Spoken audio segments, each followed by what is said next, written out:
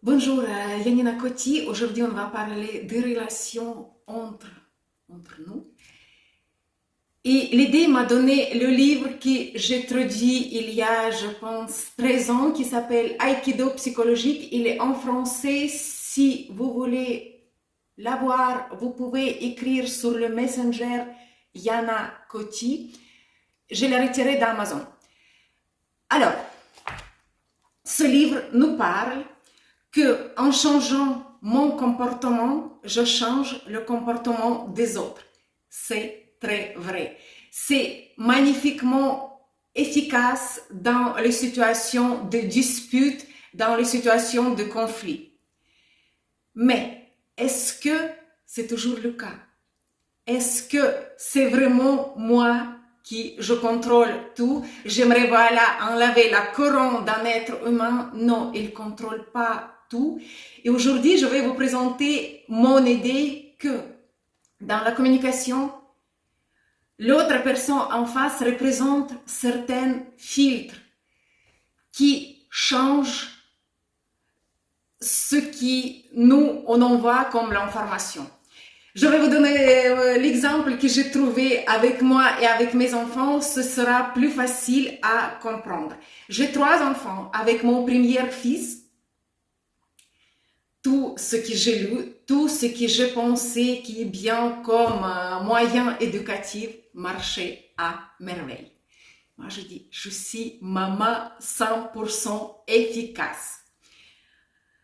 9 ans après, j'ai la naissance de jumeaux.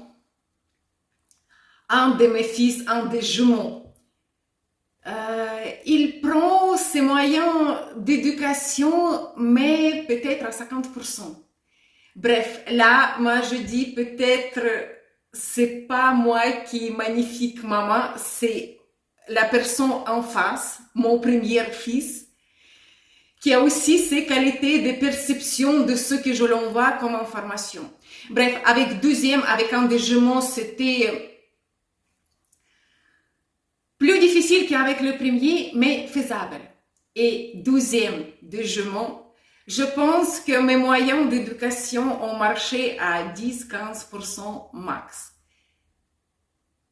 Quand je pense que si mon 12e jumeau est né le premier, moi, je pense que je n'ai jamais ressenti le sentiment que je suis une bonne mère et capable à éduquer un enfant. Maintenant, on arrive en conclusion. Quelle je suis dans une relation dépend très fort des personnes en face. Pourquoi, quand on cherche une relation, on cherche une personne qui nous laisse être la meilleure version de nous-mêmes? Et souvent, très souvent, la personne en face, il est comme ça parce qu'il est né comme ça. Qu'est-ce que vous pensez à ça?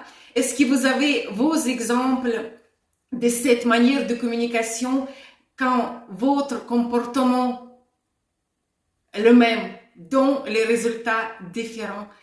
Écrivez et à bientôt.